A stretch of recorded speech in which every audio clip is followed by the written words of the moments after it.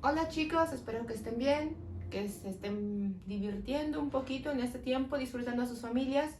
Vamos a empezar a trabajar a distancia con estas clases. Espero poder contestar todas sus dudas, avanzar con los temas. Ahorita nuestro tema es la poesía y tienen formas para contactarme en caso de que haya dudas. Está el correo electrónico, está el Twitter que generamos para la materia. Cualquiera de estas dos vías yo estaré al pendiente de todas sus dudas. Bueno, durante este mes lo que vamos a hacer son estas actividades. Primero, vamos a checar la historia de la literatura, es lo que ahorita vamos a ver. Por medio de una línea del tiempo vamos a establecer los distintos momentos históricos, autores, géneros literarios que se trabajaron durante ese tiempo. Después, en la siguiente semana, durante esta semana vamos a estar leyendo poemas, voy a estarles compartiendo algunos poemas para que ustedes se vayan sensibilizando con el tipo de texto que tenemos, con los temas que se trabajan, con esta nueva forma de texto literario para ustedes. Después vamos a estar checando figuras retóricas. Figuras retóricas es cómo se compone la poesía. Hay distintos elementos que existen: metáforas, símiles, aliteración, distintas estructuras que vamos a ir revisando. Y todo esto está en su libro, todo esto está en el libro de texto. Voy a estar mencionando las páginas en las cuales vamos a encontrar esta información y vamos a estar generando algunos esquemas. Finalmente, y este último, chicos, este último es su proyecto, ¿sale? El proyecto va a consistir en, ustedes tienen que seleccionar un poema que pertenezca al modernismo o vanguardismo de Latinoamérica. Yo les voy a compartir una presentación donde tengo distintos autores de la literatura latinoamericana que pertenecen tanto al modernismo como al vanguardismo del siglo XX. Ustedes seleccionan un poeta de estos y buscan uno de sus poemas. Le van a hacer un comentario crítico. Es muy importante que estén generando este comentario crítico. Significa mencionar un poco de la vida del autor, mencionar un poco de qué significa el poema o a qué se está refiriendo, si pertenece a lo mejor a alguna cuestión biográfica dentro de la trayectoria del autor o en qué libro apareció por primera vez. Todo esto va a formar parte del comentario crítico, es decir, una pequeña investigación que ustedes van a hacer. Esto consiste entonces, ustedes leen el poema, leen un comentario crítico, se graban, es una grabación de voz y me la envían. Esto es el 30% de su calificación, ¿sale? Entonces, para esto vamos a llegar al 30 de abril. Entonces tenemos varias clases para estar checando temas de poesía, estarnos impregnando de toda la poesía latinoamericana y del siglo XX y finalmente generar nuestro proyecto. ¿Sale, chicos?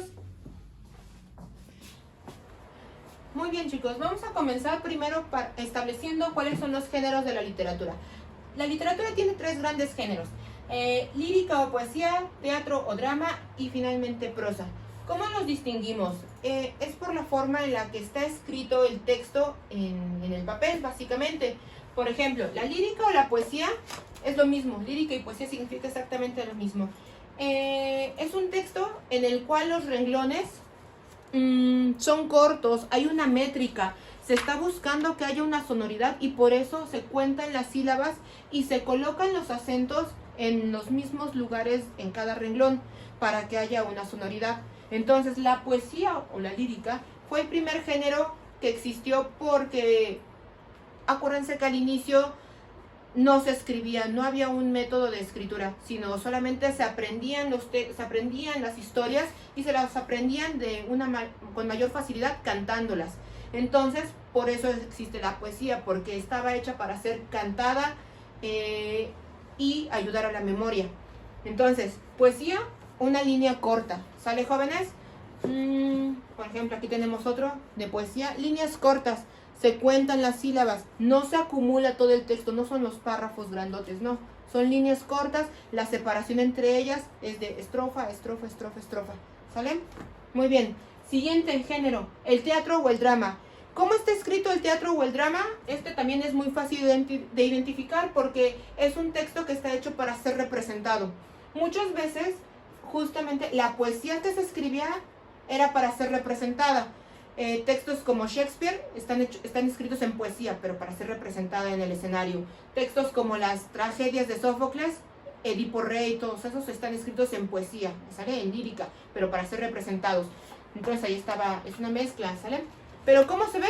Pues tenemos al personaje que va a interpretar y el texto que tiene que decir en público. No tenemos párrafos ahí tampoco. Si a lo más tendremos acotaciones que indiquen si el personaje entra o sale de escena, si se ríe, si se da la vuelta, si agarra un pañuelo, si se sienta, etcétera. Acotaciones. Pero el texto básicamente va a ser nombres de los personajes con el texto que tienen que interpretar. Entonces, este tipo de literatura también está hecha para ser interpretada. Finalmente, por ejemplo, aquí tenemos otro de William Shakespeare, y también son sus obras, es puro teatro, texto y el diálogo que tiene que interpretar. Finalmente tenemos prosa. La prosa sí va a ser un género en el que el autor no tiene que contemplar sílabas, no tiene que contemplar acentuaciones, nada. Es un género que de hecho está hecho para ser leído en lo privado, en lo individual. Entonces, por ejemplo, este es del Quijote, es un texto completo, ¿no? Se ocupa todo el espacio, se va a cambiar a partir de los puntos y aparte, son párrafos, no hay conteo de sílabas, puede ser muy, muy extenso. Todas las novelas, casi todas las novelas están escritas en prosa.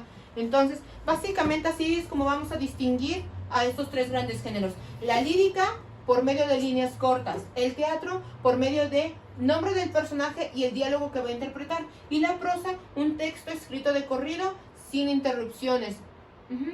Y hasta aquí este tema de géneros de la literatura. Continuamos con la línea del tiempo. Bueno, vamos a comenzar con el periodo de la literatura clásica. Con esto vamos a iniciar nuestra línea del tiempo. La literatura clásica se va a gestar en Grecia y en Roma. Principales autores: Homero, Sófocles, Safo de Lesbos y Hesíodo. Son autores que van a escribir, por ejemplo, Homero, tenemos con él la Ilíada y la Odisea, historias de grandes héroes. La Ilíada narra la guerra de Troya. La Odisea narra el retorno de este héroe de Odiseo hacia Ítaca para regresar con su amada Penélope. Sófocles va a escribir tragedias. Safo va a escribir mucha poesía. Incluso ella va a tener una escuela en la que va a aceptar a mujeres y les va a enseñar distintas artes. Hesíodo va a ser el primero que va a recopilar todos los mitos griegos y va a escribir la Teogonía. La Teogonía narra el inicio de todos los dioses y de todas estas historias míticas. Entonces son grandes libros. Después de Grecia vamos a trasladarnos un poquito a Roma. En Roma vamos a tener grandes autores como Virgilio. Virgilio va a ser un poeta.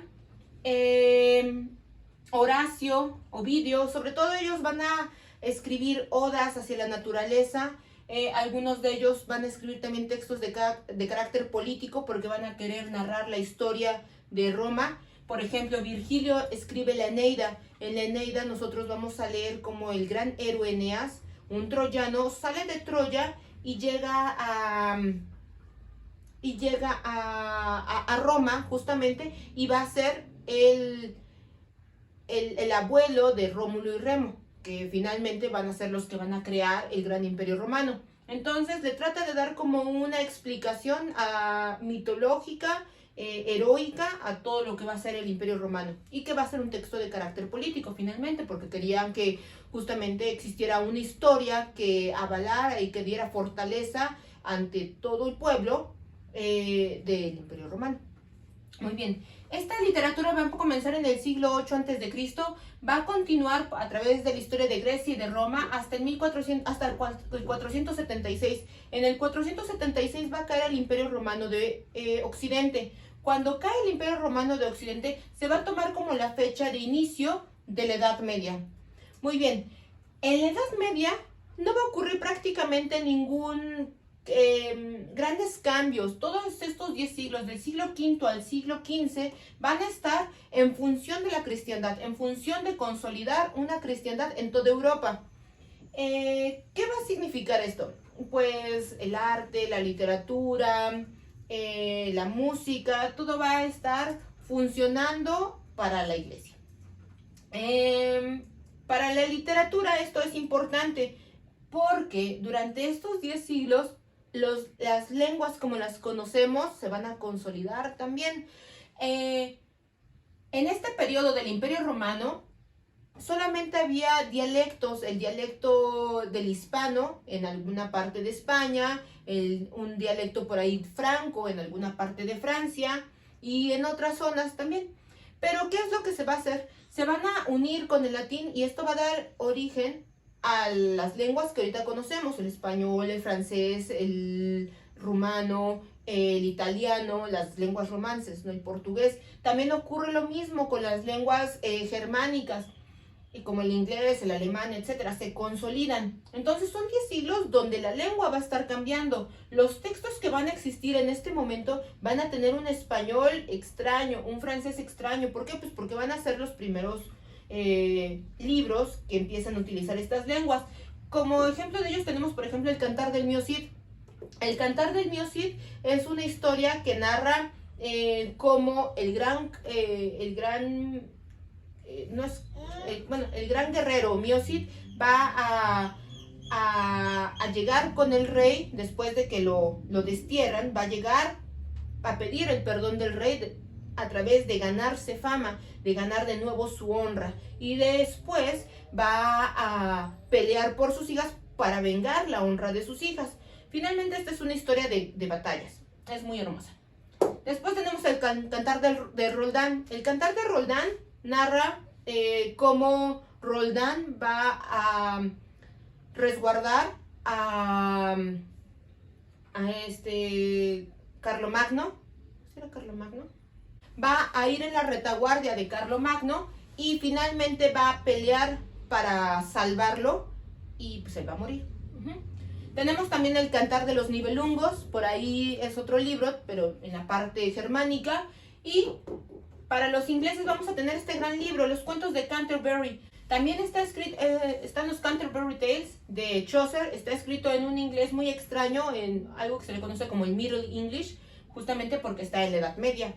Muy bien, después de este momento donde la cristiandad está rigiendo todo este momento histórico, llegamos al siglo XV. Van a haber 3 cosas que van a destapar el Renacimiento. Aparte de la decadencia de la Edad Media, van a estar estos tres cosas. Primero, la imprenta surge en 1450. Esto va a generar que los libros se distribuyan con mucha mayor facilidad. No vamos a depender entonces, la humanidad no va a depender y el conocimiento no va a depender de los copistas, que estaba regido justamente por la cristiandad y por todos los monjes. Ya no se van a necesitar hacer estas copias a mano que costaban mucho, que solamente eran para la élite, para ciertos sectores de la población. No, a partir de la imprenta todos van a poder acceder a los libros y de una manera muchísimo más económica. Después, en 1453, va a ser la caída del Imperio Romano de Oriente. Era lo último que quedaba del Imperio Romano. Cuando cae el Imperio Romano de Occidente, el que estaba en Roma, se trasladan los romanos, los emperadores, al Imperio Romano de Oriente, que va a estar en Constantinopla, Turquía, ahorita. Entonces, esta última parte del Imperio Romano y de todo lo que tenía que ver con una cristiandad en transición, con un Imperio Romano viejo, todo esto va a caer. Y eso hace que se gesten los estados actuales, los países que conocemos en la actualidad, que se consoliden. Y finalmente en 1492 el descubrimiento de América. Todo esto